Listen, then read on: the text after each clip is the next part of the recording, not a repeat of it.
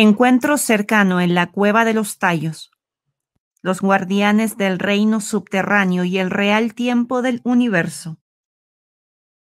No están solos en el universo y tampoco están solos en la tierra. Alcir.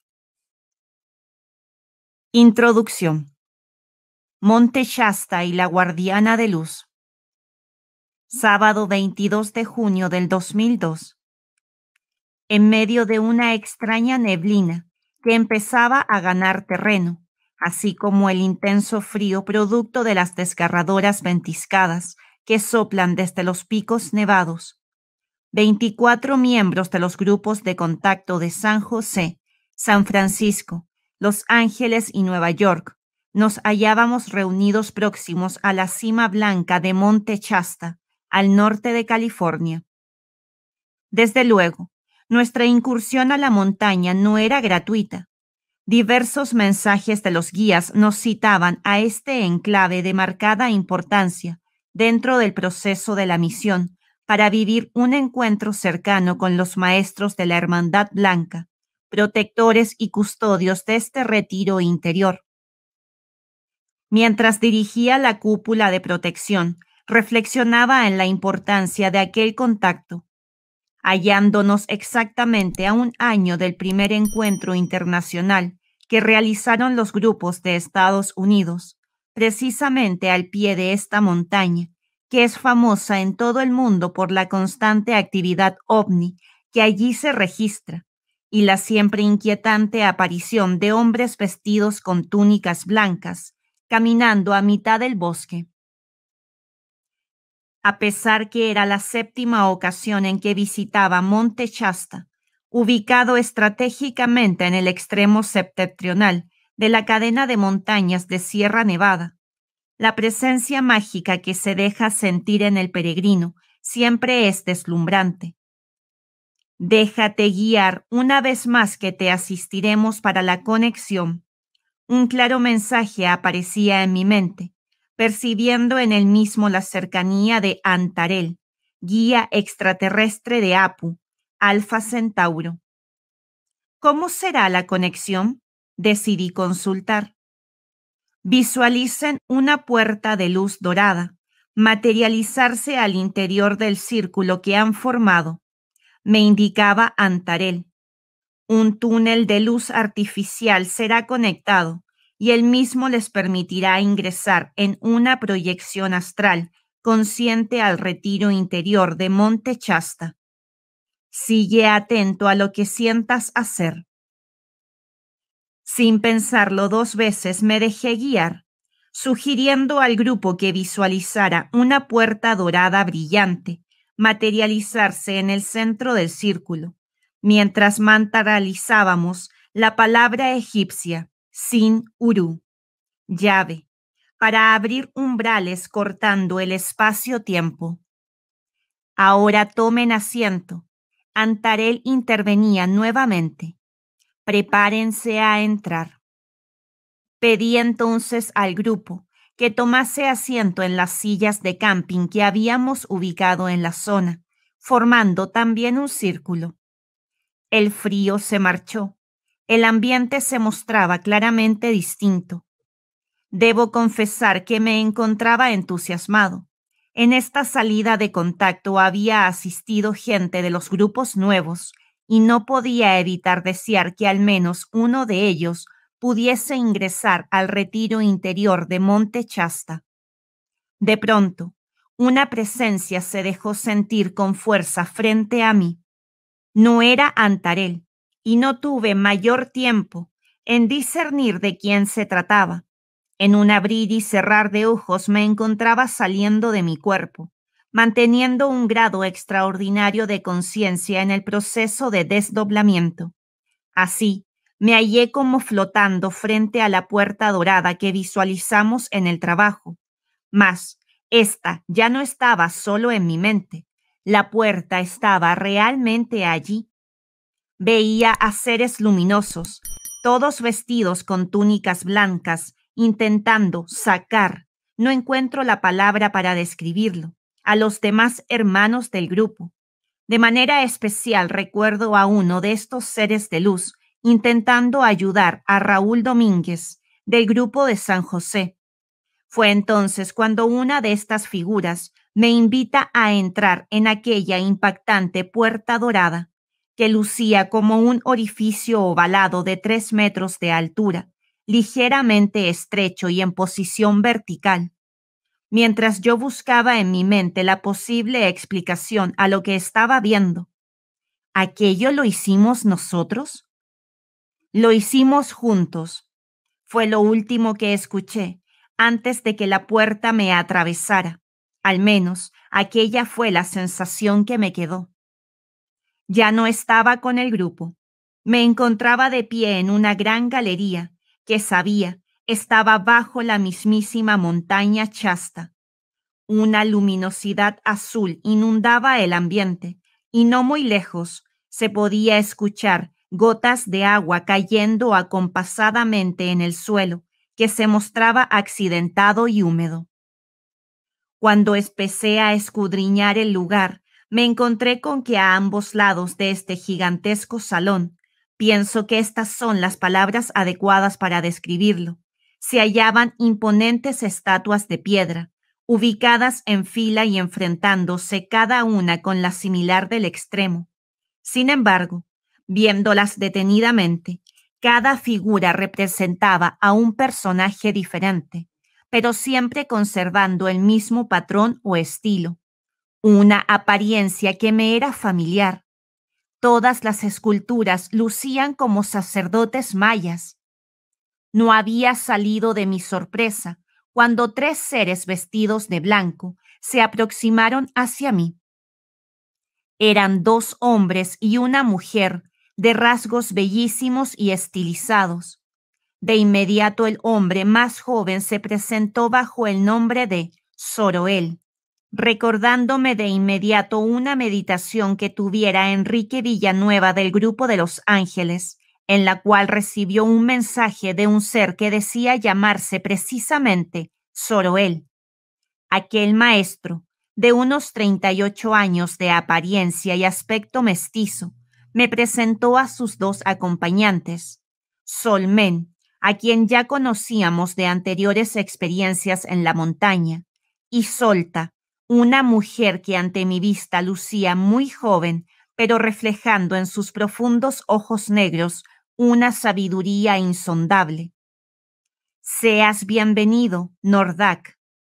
Zoroel me hablaba llamándome por mi nombre cósmico. Me siento complacido de estar aquí, respondí aún sorprendido. ¿Qué significan aquellas estatuas? Ya lo sabrás, contestó el maestro con aquella paz que ya me era familiar en ellos. Acompáñanos, la guardiana te aguarda.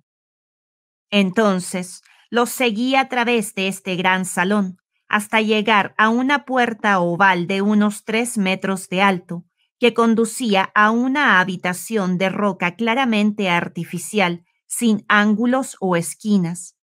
En aquel momento mis 3 acompañantes me invitaron a pasar, quedándose los 3 de pie a mis espaldas, mientras, a paso lento, iba adentrándome en este pequeño recinto pétreo donde la guardiana y regente de Monte Shasta me debía estar aguardando.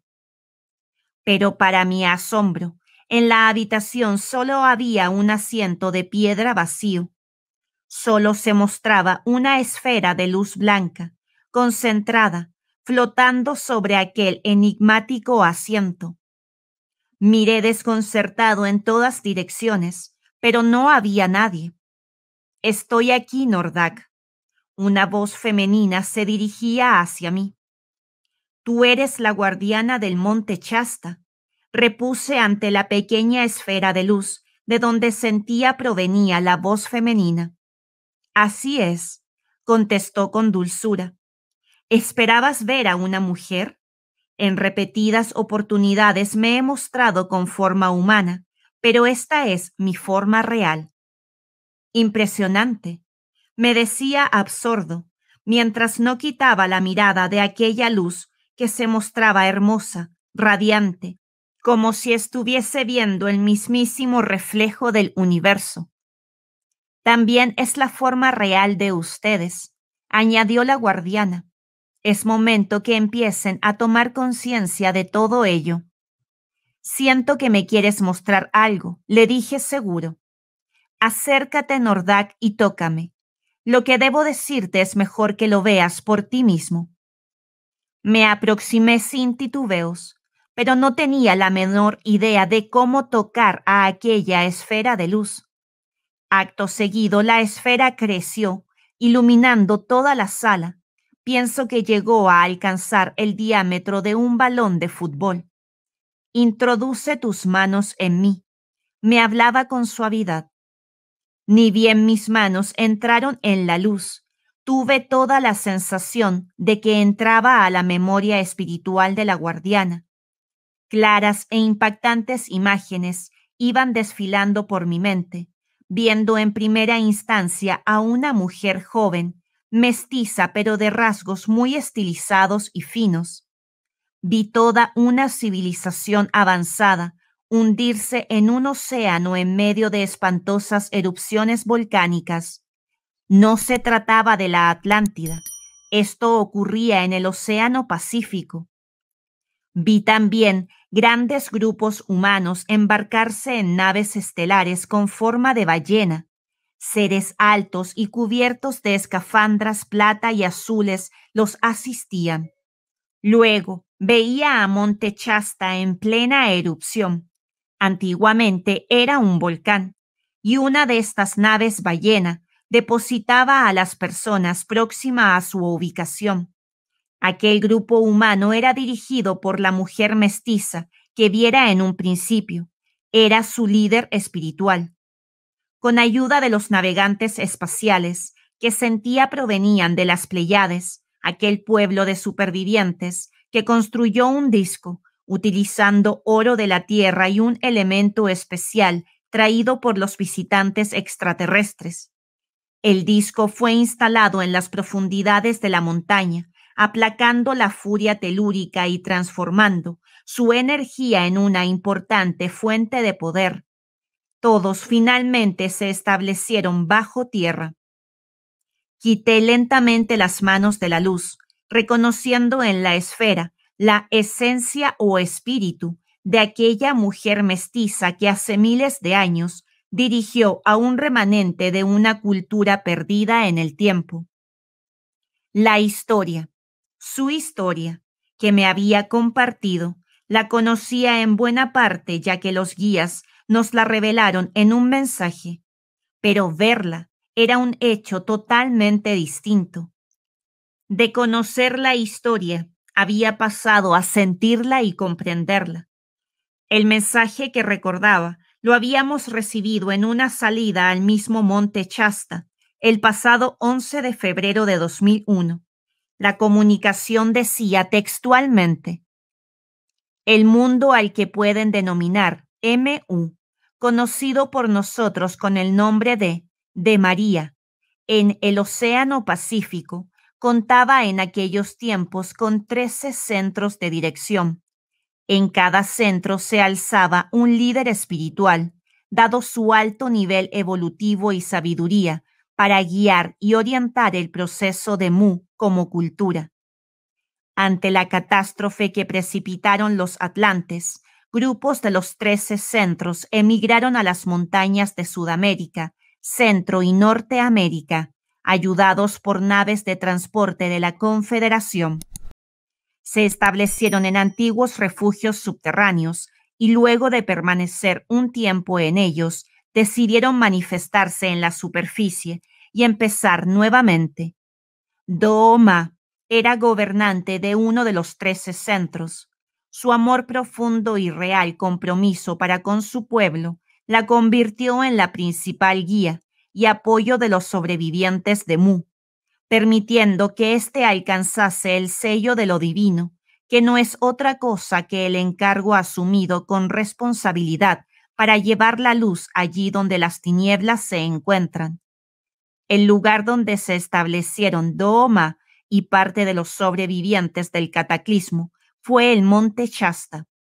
Allí permanecerían ocultos al mundo protegiendo no solo los 7 grandes archivos de Mu, al igual que Paititi, sino información otorgada en su momento por mentores atlantes, Oxal, Sampiac, Rampiac, Anitak, Antarel. Ahora el panorama se mostraba con mayor claridad. La escena de Dooma era aquella esfera de luz que me hablaba, una presencia tan impactante y llena de conocimiento que inevitablemente me trajo a la memoria los contactos con Cecia, la esencia regente de los retiros interiores de Sudamérica. Llévate contigo nuestra historia, Nordak. Me habló nuevamente la guardiana de Monte Chasta. ¿Para qué? ¿Qué debo hacer con ella?, inquirí. Sabes que el objetivo último de la misión Rama es revelar la verdadera historia de la humanidad y, por consecuencia, encaminar el futuro planetario gracias a un conocimiento que se mantiene activo en nuestros templos. Por ello, han sido y serán convocados a visitarlos para sentir, ver y comprender lo que fue y lo que debe ser. A veces me siento tan pequeño ante semejante responsabilidad, reflexionaba. Nordak, intervino la esfera, inundando todo el ambiente de una paz conmovedora. Ya sabes que no buscamos seres perfectos para cumplir con los designios del profundo. Buscamos seres que no temen seguir adelante para llegar a esa perfección, que es la propia naturaleza del universo manifestada. La perfección es el amor en sí mismo y deberán cometer muchos errores, vivir diversas experiencias para llegar no solo a comprender el amor, sino, lo más importante, vivirlo.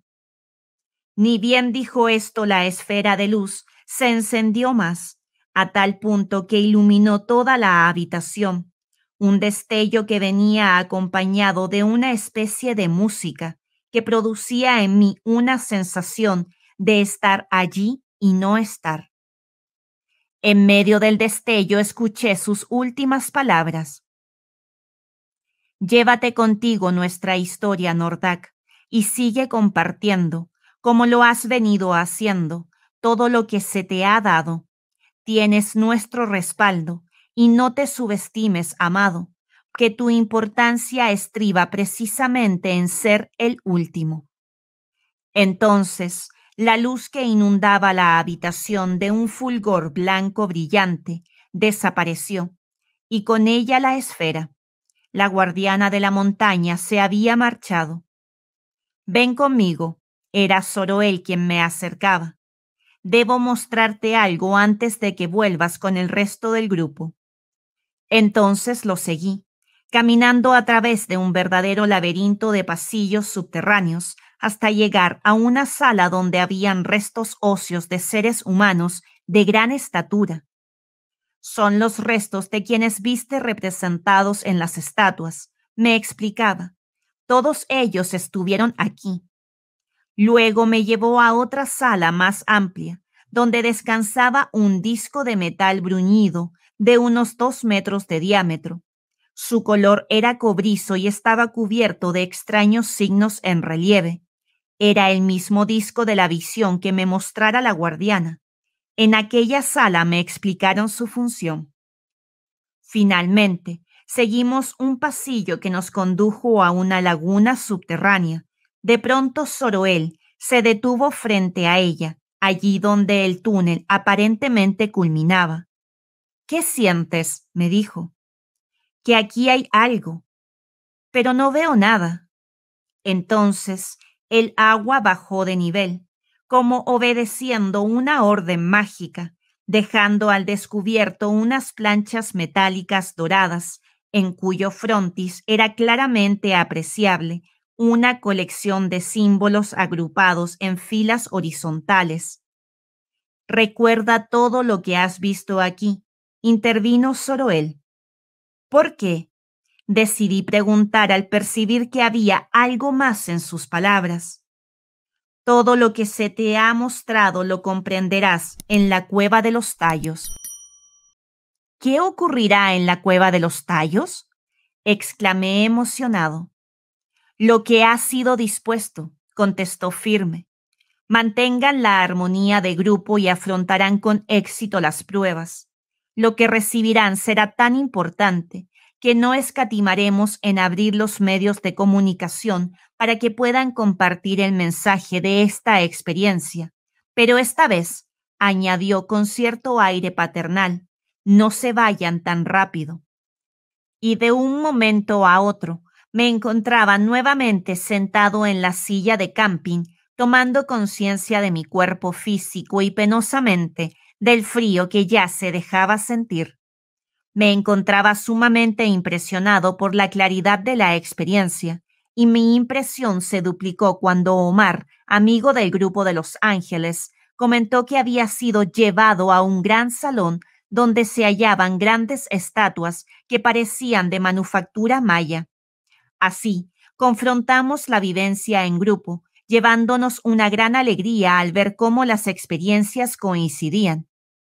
Para cerrar el trabajo, Maritza Zelaya, quien encabezaba con su esposo Miguel los grupos de contacto de San José, dirigió una cadena de irradiación al planeta.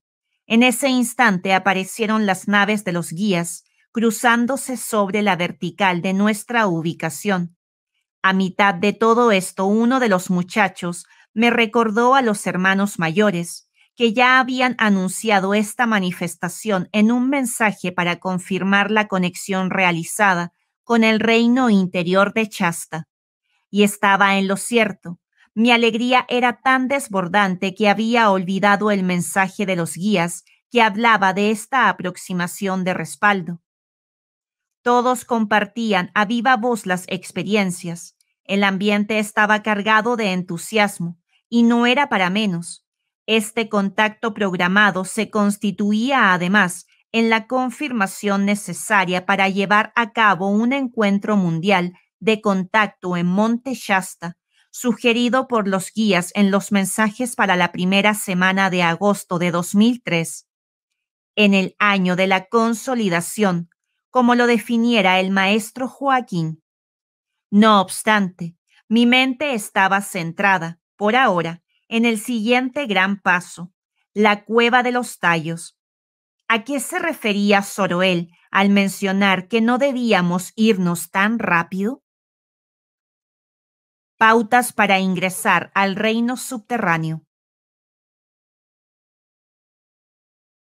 Continué con mis actividades de difusión, visitando diversas ciudades de Estados Unidos y Canadá, realizando también salidas al campo con los grupos activos, pidiendo avistamientos de respaldo a los guías con día y hora exacta para estimular el trabajo de los grupos, que se vio coronado con la recepción de los cristales de cesio. Así sucedió en Gatineau Park, Canadá, y en una salida a terreno con los grupos de contacto de New York a un bosque de New Jersey. El 23 de julio llegué a Lima y 2 días más tarde estaba tomando un vuelo a Quito para reunirme con Rafael Calderón, veterano de viajes anteriores a la Cueva de los Tallos, y los miembros del grupo de contacto, entre quienes se hallaban nuestra querida amiga Cecilia Novoa, Daniel García y los adoptados Ricardo Zapata y Karina Marzullo, de Bariloche, Argentina. Esta nueva incursión al mundo subterráneo de la Cueva de los Tallos había sido mencionada por Joaquín en el encuentro cercano que tuviera en Celea el pasado 24 de febrero del 2001. En la experiencia, el anciano maestro señalaba el mes de agosto de 2002 para sellar la labor pendiente, que podría resumirse en 2 objetivos. 1. Vivir el encuentro directo con los guardianes de la Cueva de los Tallos. 2. Acceder al registro de información que se custodia en el enclave intraterreno. Posteriores mensajes fueron precisando esta invitación. En cuanto al viaje a la Cueva de los Tallos, los hermanos del Ecuador saben cuán importante es la realización de dicho periplo, pero deberán contar con la presencia y apoyo de hermanos de otros países, porque ello integra y cumple con las necesidades actuales de la misión. Sampiac, Chilca, Perú, 28 de julio de 2001. Sixto Paz. La Cueva de los Tallos, el siguiente paso que darán en representación de la misión, será un acontecimiento importante en todos aquellos caminantes que vibran desde siempre en el espíritu Rama. Han sido convocados para sellar aquella alianza de antiguo que solo el ser humano puede comprender, desarrollar y elevar a las estrellas. Sí, estamos hablando del plan cósmico, de los superiores designios del universo que los anima y moviliza. Es momento de decirles, pues, que la Cueva de los Tallos guarda un conocimiento de suma importancia para el planeta. Se constituye en el tesoro más antiguo de vuestro mundo, sembrado por visitantes extraterrestres hace 100 millones de años. Pregunta: ¿ello tiene que ver con las presuntas planchas metálicas que se hallarían en los tallos? ¿De qué hablan? Las planchas metálicas existen y contienen información que narra la evolución del universo material hasta el estallido del conflicto cósmico, el mismo que llevaría más tarde a la rebelión de las Oriones. La Cueva de los Tallos fue utilizada en tiempos más recientes por sobrevivientes de un mundo perdido, quienes sabían de la existencia de la matriz, aquel compendio de conocimiento estelar que fue depositado por 7 mentores extraterrestres que estuvieron morando un tiempo en el mundo subterráneo de los Tallos. Ahora bien, aquel archivo físicamente aún continúa en un área protegida del sistema intraterreno. Todos aquellos viajes que han realizado les ha permitido llegar a este momento en que descorrerán los velos y cumplirán los objetivos. Prepárense, porque rasgarán el velo de un secreto ancestral. Es importante que quienes vayan hayan participado antes de un viaje guiado por nosotros, por cuanto la experiencia les será de mucha utilidad en diversas ocasiones. No se preocupen en los detalles que a nosotros nos corresponde manejar. Serán guiados, protegidos y asistidos. Sendor, Chilca, Perú, 27 de octubre de 2001. R. González. Con respecto a un futuro viaje a la Cueva de los Tallos, les decimos que entrarán simultáneamente en lo físico y en lo mental, y sabrán de otras entradas, pero seleccionen bien a los participantes, que no serán más de 7 personas y todos con la iniciación de los cristales. Para ello, estén atentos al mensaje que el maestro del pueblo tiene para ustedes. Lo sabrán al llegar allí. Deberán prestar atención muy especialmente a los símbolos que se les presentarán. Sampiac, Mojanda, Ecuador, 10 de noviembre del 2001. Sixto Paz. El viaje a la Cueva de los Tallos marcará un nuevo hito en la misión. El contacto se dará y el misterio será revelado.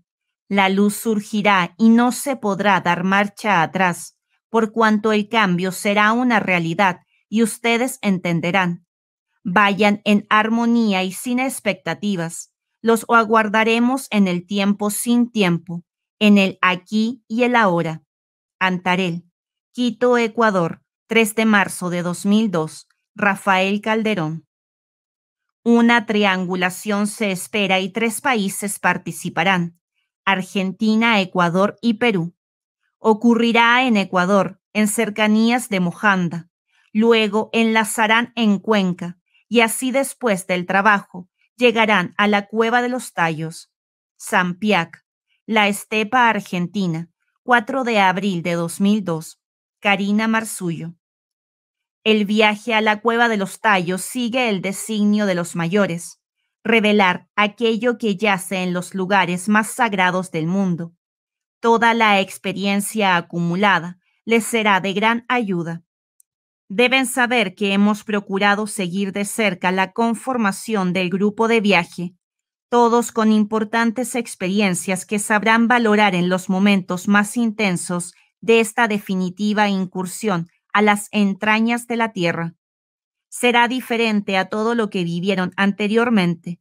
Tengan en cuenta todo esto, ya que las experiencias que enfrenten, la ruta y las propias señales orientadoras pueden ser distintas a lo que piensan. En los anteriores viajes delinearon el camino. Hoy lo recorrerán y llegarán allí donde fue dispuesto originalmente. Lo que encontrarán no se halla aún en sus mentes, sin embargo es real. Estaremos con los 7 que acariciarán el corazón de la tierra. Nos dejaremos ver y la Hermandad Blanca contactará al grupo, de manera especial a uno de ustedes, quien lleva la vibración de entrada. Oxalc, Monte Shasta, Estados Unidos, 21 de junio del 2002, R. González. Cuando nos reunimos con el grupo en pleno, analizamos minuciosamente el contenido de los mensajes, tomando especial interés en las pautas concretas que los guías habían señalado para este viaje. Compartí también el contacto en Monte Shasta, sorprendiendo de manera especial a Rafael al citar el desconcertante consejo que recibiera. Esta vez no se vayan tan rápido. Así, revisando las anteriores incursiones a la Cueva de los Tallos, observamos que los grupos nuestros apenas habían estado un día dentro del sistema de túneles, detalle que nos dejó sumamente perplejos al confrontarlo con el mensaje recibido en Monte Shasta. Y, para pensar un poco más, nos llegó una comunicación referida en Uruguay el pasado 22 de agosto del 2001. Recién era de nuestro conocimiento, donde se advertía que estaríamos al interior del mundo subterráneo por 3 días. Todo ello se confirmaría más tarde. El grupo expedicionario Tallos 2002 fue conformado por 6 integrantes de nuestros grupos de contacto. 1. Karina Marzullo, Argentina. 2. Rafael Calderón, Ecuador.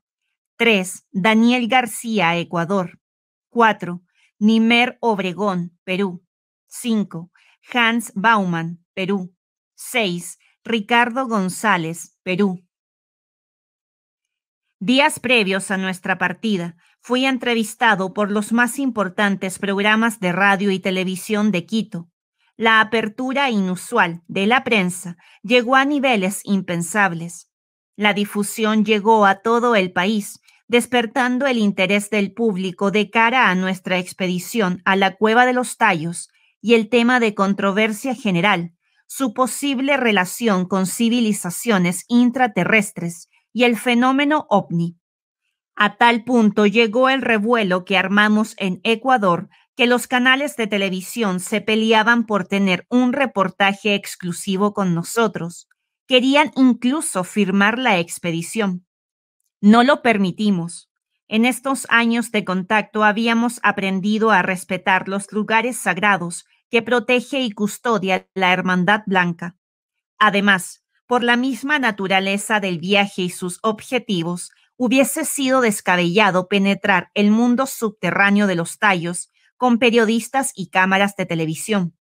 Finalmente acordamos dar nuestro testimonio en la televisión a nivel nacional una vez concluido el viaje. Aceptaron, no les quedaba otra. Mientras acomodaba las cosas en la mochila la noche del 4 de agosto de 2002, recordaba de manera especial el mensaje de Zoroel en Shasta, cuando se refería a que ellos abrirían los medios de comunicación para que pudiésemos compartir las conclusiones de nuestro viaje. Al comprobar entonces la abrumadora apertura de los periodistas, una sola pregunta martilleaba en mi mente. ¿Qué ocurrirá en los Tallos como para mover de manera semejante a los medios de prensa? El misterio de la Cueva de los Tallos revisitado. Fue en 1969 cuando Juan Moríez, un flemático húngaro nacionalizado argentino, espeleólogo aficionado y experto en leyendas ancestrales, encaró este apasionante misterio del oriente selvático del Ecuador. Aunque Morix no era el primero en tropezarse con el intrincado de túneles y galerías subterráneas que dan cobijo a los tallos, aves nocturnas cuyos polluelos son muy codiciados por los indios chuaras, es innegable su valentía y arrojo al haber sido, sin duda, el primero en dar a conocer a nivel mundial la existencia de este sistema intraterrestre. Leyendo tan solo la acta notarial de su hallazgo, con fecha 21 de julio de 1969, en la ciudad costeña de Guayaquil, a cualquiera se le encrespan los cabellos frente a estas detonantes afirmaciones. He descubierto valiosos objetos de gran valor cultural e histórico para la humanidad. Los objetos consisten especialmente en láminas metálicas que contienen probablemente el resumen de la historia de una civilización extinguida, de la cual no tenemos hasta la fecha el menor indicio. Frente a esto, es inevitable pensar en la posible relación entre las planchas que menciona Morix, halladas en una cámara secreta de la Cueva de los Tallos, con las planchas metálicas de complejos ideogramas que han sido visualizadas en nuestra experiencia de contacto. Aquella biblioteca cósmica que los guías extraterrestres denominaron el libro de los de las vestiduras blancas. Pero, ¿cómo llegó Morix a este descubrimiento? Ubicación y descripción de la cueva. A una altitud aproximada de 800 metros, en una zona montañosa irregular, en las faldas septentrionales de la cordillera del Cóndor, se sitúa la entrada principal, o más bien, la entrada conocida al mundo subterráneo de la Cueva de los Tallos. El acceso consiste en un túnel vertical, una suerte de chimenea con unos 2 metros de diámetro de boca y 63 de profundidad. El descenso, no apto para cardíacos, se realiza con un cabo y polea. De allí, un verdadero laberinto se abre al explorador por kilómetros de misterio, que deben ser recorridos en la más absoluta oscuridad. Las linternas más potentes de nada sirven ante semejantes galerías donde una catedral entera podría caber.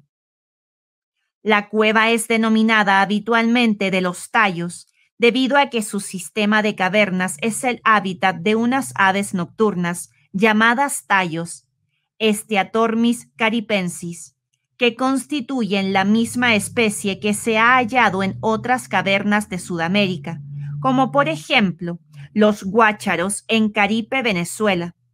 El estudio inicial de esta conexión intraterrestre entre especies de aves nocturnas lo abordó detalladamente el sabio alemán Alejandro de Humboldt en su obra Viaje a las regiones equinocciales del Nuevo Continente, 1800. Es sumamente sospechoso que una misma especie de aves ciegas esté diseminada en diversas cavernas de Sudamérica. ¿Será que todos aquellos laberintos intraterrestres no son cavernas aisladas y guardan una conexión? En las inmediaciones de la Cueva de los Tallos del Ecuador viven los chuaras, quienes en el pasado fueron conocidos con el nombre jíbaro, denominación despectiva para ellos, famosos, también en el pasado, por su bravura y el arte de reducir cabezas. Ellos son los primeros exploradores del sistema subterráneo, ya que cada mes de abril bajaban a la cueva para hurtar los polluelos de los tallos, que son más grandes que una paloma. Y en medio de esta faena se toparon con una serie de sorpresas. La más resaltante fue sin duda el hallazgo de gigantescas huellas sobre bloques de piedra que por sus ángulos rectos y simetría sugieren un origen artificial. Morix recogió estos relatos en su visita al oriente ecuatoriano, pudiendo comunicarse sin mayor dificultad con los nativos gracias a su dominio del magyar, un antiquísimo lenguaje húngaro similar al dialecto shuar. Obviamente, Morix sabía muy bien a qué blanco apuntar. Desde 1950 seguía pacientemente la pista que lo podría llevar al reino subterráneo. Algunas fuentes incluso lo vinculan con una extraña orden esotérica húngaro-germana, hecho que podría explicar el profundo conocimiento esotérico que esgrimía en sus controvertidas entrevistas a los medios de prensa. Sea como fuere, Morix estuvo en Perú, Bolivia y Argentina, buscando estas entradas antes de llegar al Ecuador. En más de una entrevista, subrayó lugares como Cusco, el lago Titicaca y Tierra del Fuego, como los posibles lugares desde donde se puede descender al reino subterráneo. Según él, la Cueva de los Tallos es solo una de las tantas entradas a este mundo perdido. Y lo más apabullante, que aún así estaríamos hablando de un simple arañazo al mundo real de estos seres intraterrestres que yacen a profundidades difíciles de alcanzar por el ser humano. Pero la cosa no queda allí. Quizá una de las aseveraciones más inquietantes es la existencia de la presunta biblioteca metálica. De existir, y siempre bajo el testimonio de Morix, allí encontraríamos registrada la historia de la humanidad en los últimos 250.000 años, una cifra que moviliza a cualquiera. Un punto a tener en cuenta en relación a estas planchas nos lleva en línea recta a los extraños objetos que en su momento custodió el padre salesiano Carlo Crespi en el patio de la iglesia María Auxiliadora de Cuenca. Los objetos habían sido encontrados por nativos, quienes, en acto de amabilidad y gratitud, se los cedieron al padre Crespi para su custodia. Muchos de estos objetos, por no decir todos, posteriormente fueron robados. Si el padre Crespi aún estuviese con vida, quizá podríamos rastrear el origen exacto de tan enigmáticas piezas que parecían ser muy antiguas, mostrando indiscutibles ideogramas en relieve, una suerte de código de información o escritura. Teniendo en cuenta que estos objetos, muchos de ellos consistían en planchas metálicas, como si fuesen de oro, y mostrando complejos símbolos, se hallaron en el Ecuador, no era descabellado darle al menos el beneficio de la duda a la biblioteca metálica descubierta por Morix en la Cueva de los Tallos. Todo esto no tardaría en atraer la atención de los cazadores de lo misterioso. Eric von Däniken y Neil Armstrong. Y la cosa se puso color de hormiga. Primero apareció en escena el famoso escritor suizo Eric von Däniken, quien supo cautivar a Morix para que le diese material fotográfico y la versión oculta de su hallazgo, hecho que fue espectacularmente explotado en el libro El oro de los dioses de 1974, donde Däniken no solo se limitó a fantasear con la versión original de la historia, sino, por si fuera poco, sostenía haber ingresado él mismo a la Cueva de los Tallos en sus sueños y haber visto con sus propios ojos la biblioteca metálica. El libro fue un bestseller mundial, vendiendo 5 millones de copias y traducido a 25 idiomas. Ni un peso para Morix. El libro cautivó de manera particular al lector europeo. Däniken incluyó fotografías del archivo Morix Peña Mateus que mostraban el interior de las cuevas e imágenes de las planchas metálicas del padre Crespi. Y fue así como el ingeniero escocés Stanley Hall contacta con Morix para proponerle una expedición internacional a la Cueva de los Tallos. Morix aceptó siempre y cuando él fuese el jefe de la expedición y que ningún objeto hallado en el mundo subterráneo podría ser retirado. Como era de esperarse, Hall no aceptó la propuesta. Inmediatamente desechó la presencia de Morix en la expedición y se comunicó con el gobierno de Inglaterra.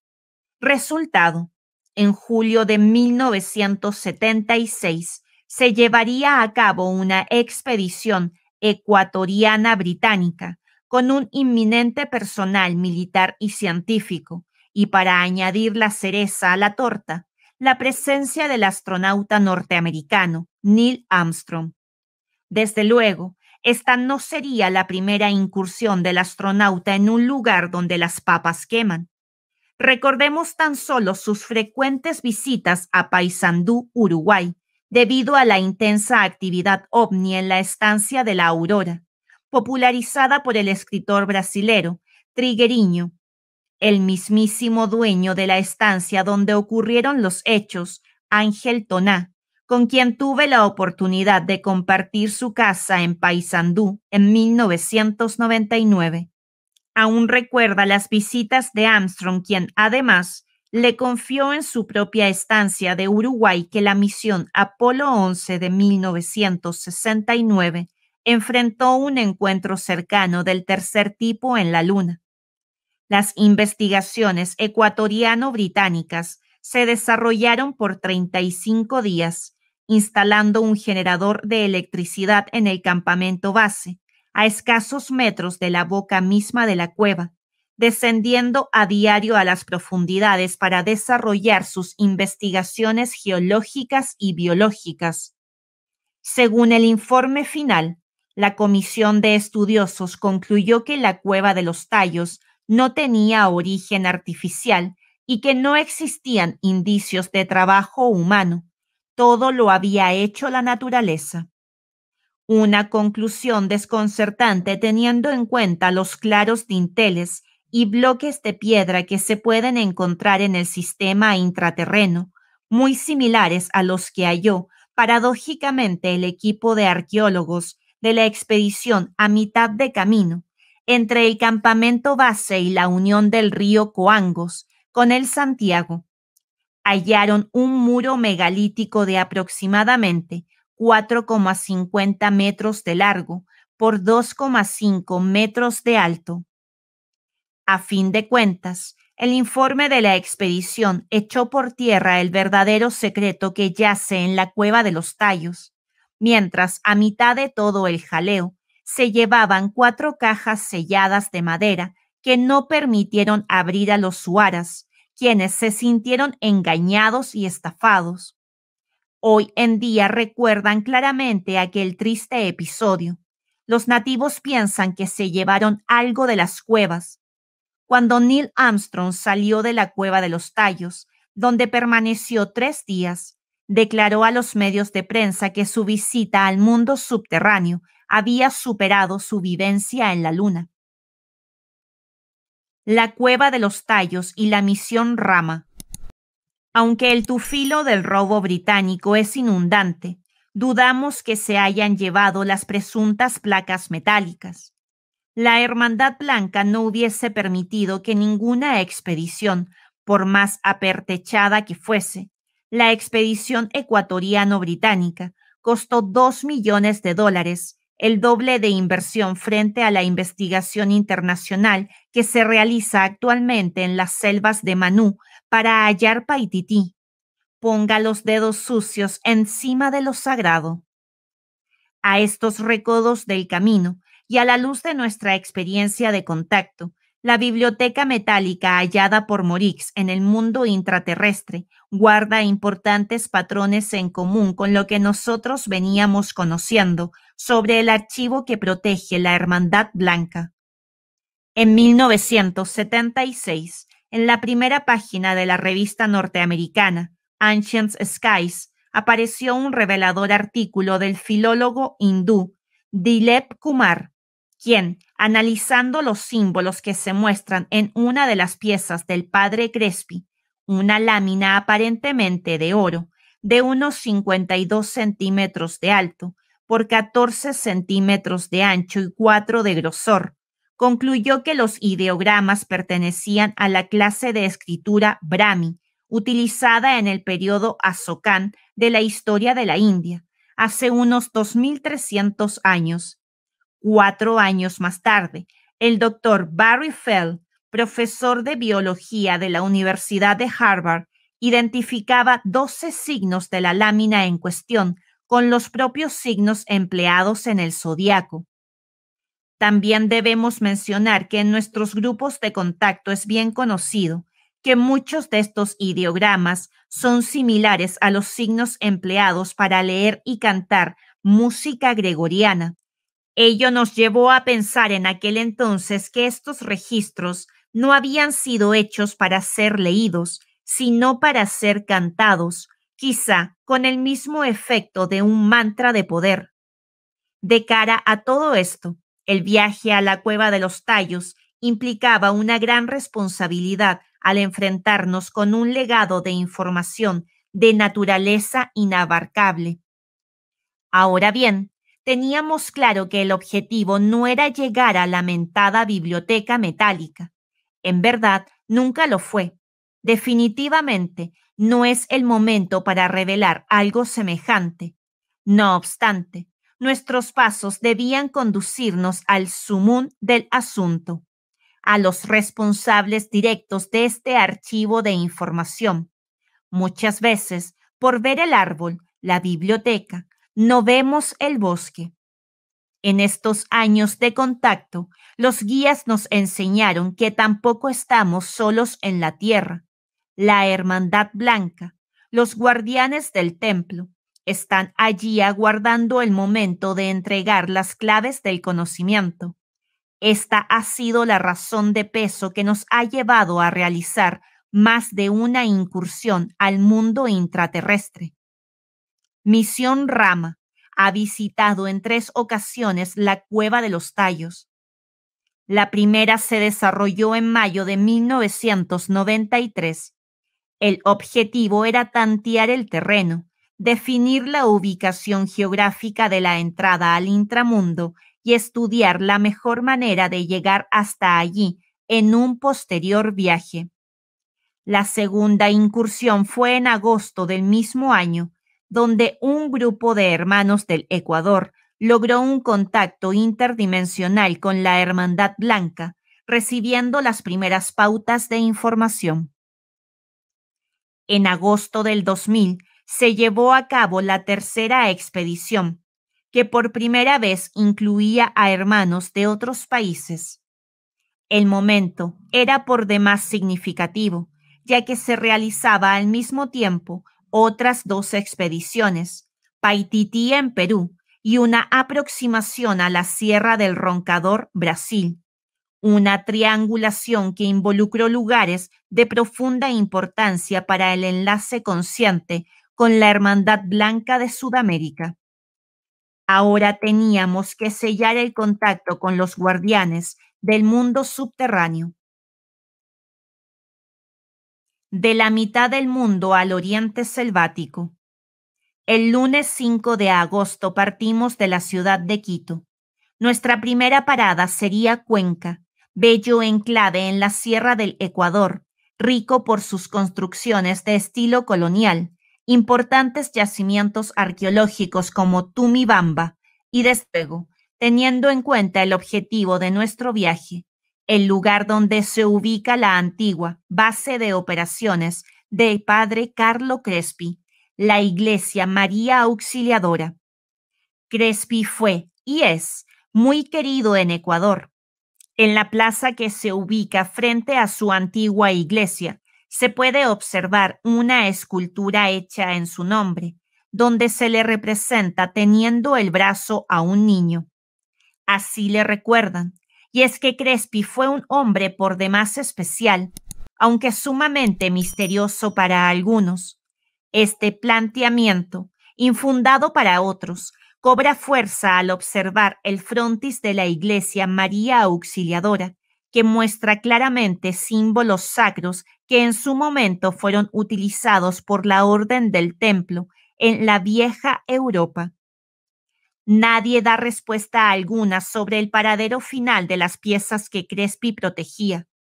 El 28 de abril de 1993, los grupos del Ecuador ya se habían topado con este muro de concreto, llegando inclusive a entrevistarse con el director del Museo del Banco Central de Cuenca, quien, dicho sea de paso, había formado parte de la expedición ecuatoriano-británica de la Cueva de los Tallos.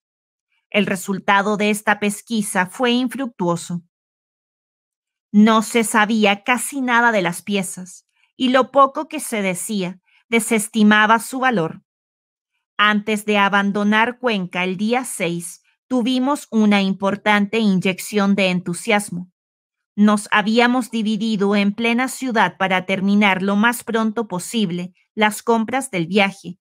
Nos veíamos obligados a optimizar el tiempo, ya que nuestro bus a Méndez, primera parada obligada en la selva, salía en pocos minutos. Así, quedamos de reunirnos todos juntos en el hotel una vez realizadas las compras para partir juntos al terminal terrestre de buses. En medio del ajetreo de las compras, muchos nos sentimos llamados a ingresar en la Catedral de Cuenca. Grande fue nuestra sorpresa al encontrarnos todos en la puerta. Esto es una bendición al grupo, decía Nimer en tono reflexivo. Por algo se ha dado así. Y mi viejo amigo tenía razón. Esta escena era emocionalmente similar a la que vivimos en la iglesia de Santo Domingo en el Cusco, donde se encuentra el templo inca de Coricancha. Precisamente, cuando íbamos a partir a las selvas de Paitití en la expedición de agosto del 2000, ingresamos juntos a la catedral. La atmósfera estaba inundada de una espiritualidad auténtica, la misma que respiré en la Virgen del Pilar de Zaragoza. Aunque en esta ciudad, enclava en medio de los Andes, el corazón palpita más fuerte, quizá por las montañas sagradas que nos flanqueaban aquella soleada mañana.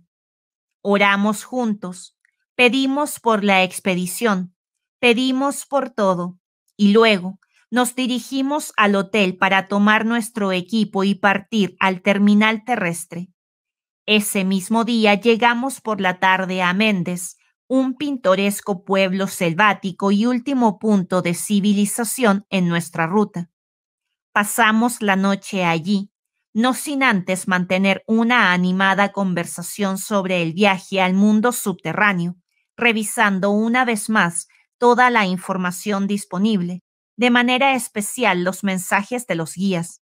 Allí comprobamos que las piezas que nos conducían a la comprensión de este viaje ya estaban dadas. Solo teníamos que acomodarlas en el tablero y ver con qué nos encontrábamos.